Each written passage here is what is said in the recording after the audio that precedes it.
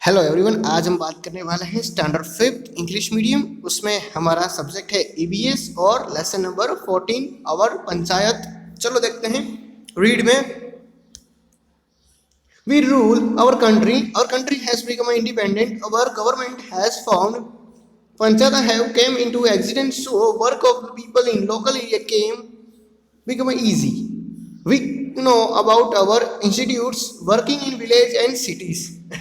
तो जब ना हमारा कंट्री है उसका रूल पूरा का पूरा हमारे हाथ में आ गया ना, तब हमारा कंट्री है वो आज़ाद हो चुका था। साथ साथ ना उस टाइम पे गवर्नमेंट भी बन चुकी थी। फिर क्या हुआ कि गवर्नमेंट का काम इतना हैवी हो रहा था ना, तो गवर्नमेंट ने क्या कर दिया कि अपनी जो पावर्स है ना वो दूसरों को देना शुरू कर दिया, ताकि लोकल पीपल भी अपना जो गवर्नमेंट में पार्टिसिपेट कर सके। ठीक है। और फिर क्या हुआ कि धीरे धीरे ना पंचायत हमारे सामने आ गया। ठीक है। तो पंचायत क्या होता है कि वो लोकल एरिया में लोकल रूलिंग करते हैं। ठीक है। जो लोकल पीपल होते हैं ना वहीं अपने एरिया का रूलिंग करते हैं, उसी को कहते हैं पंचायत। तो चलो देखते हैं पंचायत में क्या होता है।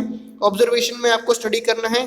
ठीक है। कोई भी एक डिस्ट्रिक्ट का मैप स्टडी करना है, तो मैंने आपको डिस्ट्रिक्ट का मैप लेसन नंबर जो 12 था हमारा मैप वाला, उसी में आपको बना के दिया हुआ था। ठीक है। तो आप उसको भी स्टडी कर सकते हैं।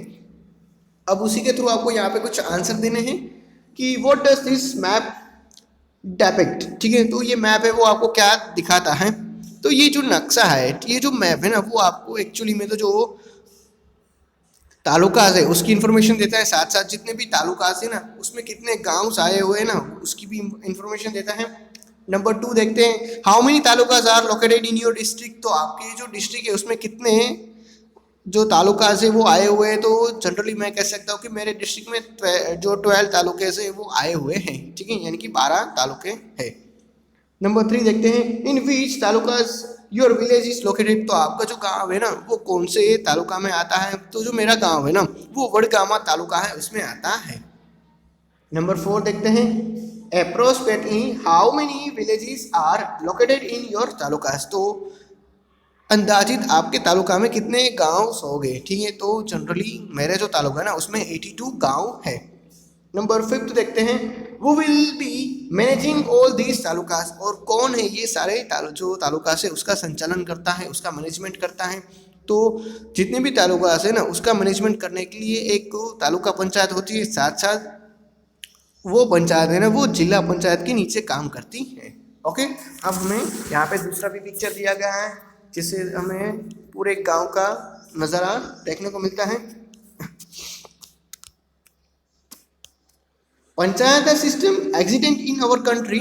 This system is of three tries in which institutes like gram panchayat, taluka panchayat and zila panchayat are included, in which gram panchayat for village and municipality or municipality corporation works to manage cities. These institutes are very important for all of us. For purpose administration better work is done with the help of representative of people. Various parts are made on the basis of population. तो हमें ये पता चलता है बच्चों की पंचायत है ना वो जब से हमारी कंट्री में आई हुई है ना तब से ही, यानी कि शुरुआत से ही पंचायत है ना उसके 3 पार्ट हैं, जैसे कि ग्राम पंचायत है, तालुका पंचायत है और जिला पंचायत है। ठीक है। जो ग्राम पंचायत है ना, ठीक है, यानी कि जो ग्राम पंचायत वो गांव के लेवल पे काम करती है।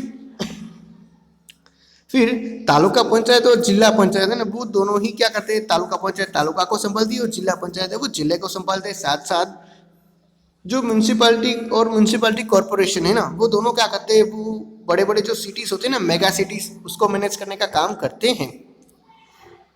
क्योंकि हमारी जितनी भी ज़रूरियातें हैं ना, ठीक है, यानी कि जो हॉस्पिटल से मेडिकल से, यानी कि और साथ साथ जो रोड की क्लीनिंग का काम है, ठीक है, और दूसरी कोई सारी फैसिलिटीज़ है ना वो हमें पंचायत थ्रू ही मिलती हैं।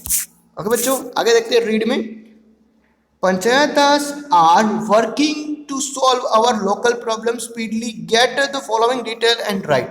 तो पंचायत होती है ना वो हमारे जितने भी लोकल प्रॉब्लम होते हैं ना उसको सॉल्व स्पीडली करते हैं। तो चलो देखते हैं, हमें कुछ डिटेल्स को फिल करना है। जैसे कि ग्राम पंचायत है तो मैनेज विलेज और ग्रुप ऑफ द विलेज। ठीक है। तो ग्राम पंचायत है वो किसके थ्रू चलती है, गांव के कुछ एक पर्सन के द्वारा या गांव के कुछ और कई सारे पर्सन के द्वारा भी चलती है।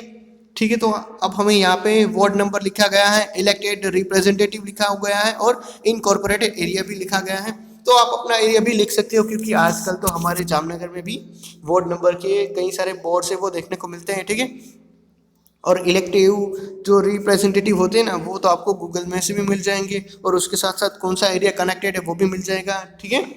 जैसे कि वार्ड नंबर 1 है, तो यहाँ पर आपको जो भी रिप्रेजेंटेटिव होगा वो वार्ड नंबर 1 का उसका नेम लिखना है, ठीक है। और लोकल एरिया भी आपको बताना है, तो आपका जो भी एरिया है ना उसके यहाँ पे सारे नेम्स लिखने हैं, ठीक है बच्चों। आगे देखते हैं। Talukas panchayat manage taluka and gram panchayat of the talukas. अब क्या होता है कि तालुका पंचायत होती है ना, वो ग्राम पंचायत को भी मैनेज करती है, साथ साथ तालुका को भी मैनेज करती है। तो आपको तालुका पंचायत की जितनी भी शीट्स है ना, ठीक है, उसके बारे में लिखना है। जैसे कि तालुकास होते हैं तो साणंद है, ठीक है, झाप है, गोधावी है, मानकोल है, मैया और मिखाविया है, तो ये सारे उसके तालुकास है। तो उसके जितने भी रिप्रेजेंटेटिव है उसके नेम लिखना है। और आपको यहाँ पे बताना है कि name of the village incorporated कौन से विलेज के साथ कनेक्टेड है, उसमें कितने विलेज है। तो आपको ये लिख सकते हो आप यहाँ पे कि जो पॉपुलेशन है ना उसके बेस पे यहाँ पे ये रिप्रेजेंटेटिव इलेक्टेड है, ओके। तो आप जामनगर है तो वहाँ पर भी आप लिख सकते हैं, ठीक है। कालावड़ है, ठीक है, धुआं है, द्रोल है, तो वो आप लिख सकते हैं। आगे देखते हैं।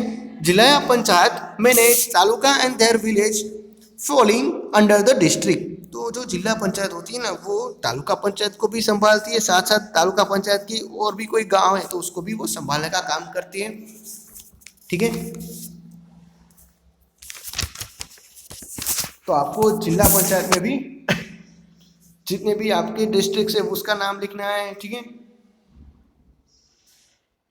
तो आप अपने जो जिला है जैसे कि जामनगर है, राजकोट है, मोरबी है, तो उस तरह से लिख सकते हो। और उसके जो रिप्रेजेंटेटिव है वो, और आप यहाँ पे लिख सकते हो कि बेस्ड ऑन पॉपुलेशन, ठीक है, पॉपुलेशन के बेस पे यहाँ पे सिलेक्टेड है।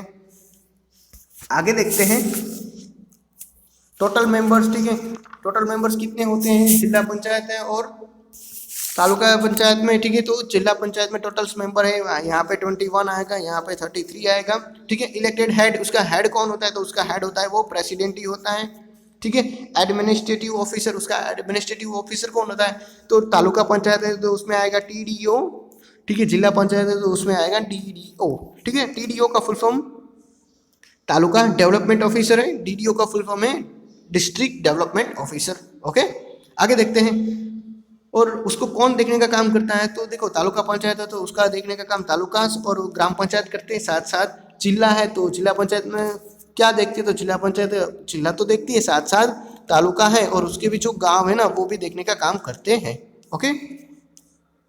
अब हम देखते हैं राइट्स में।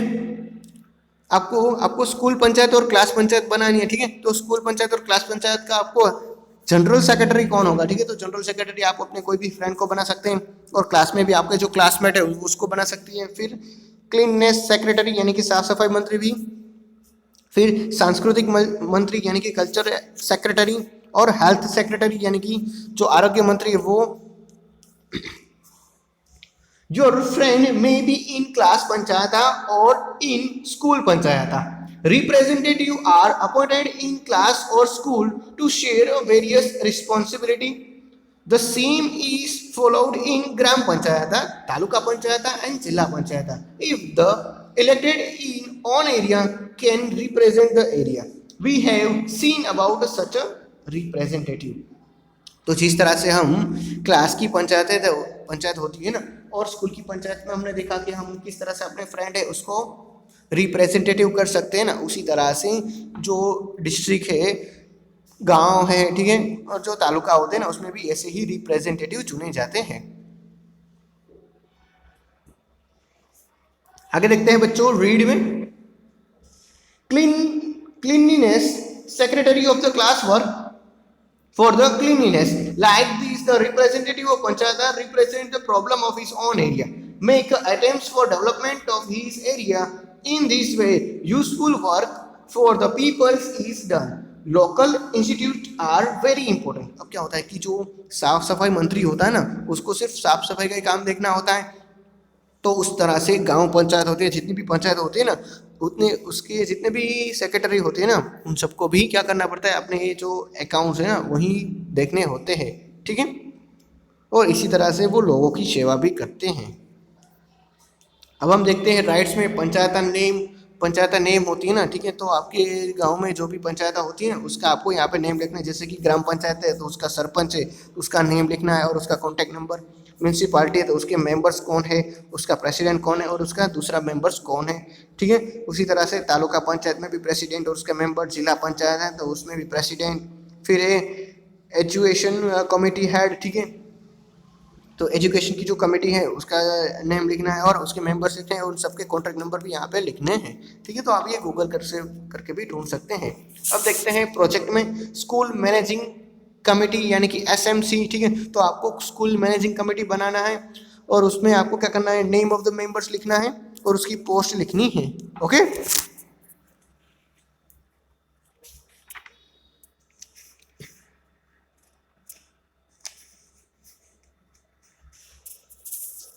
जैसे कि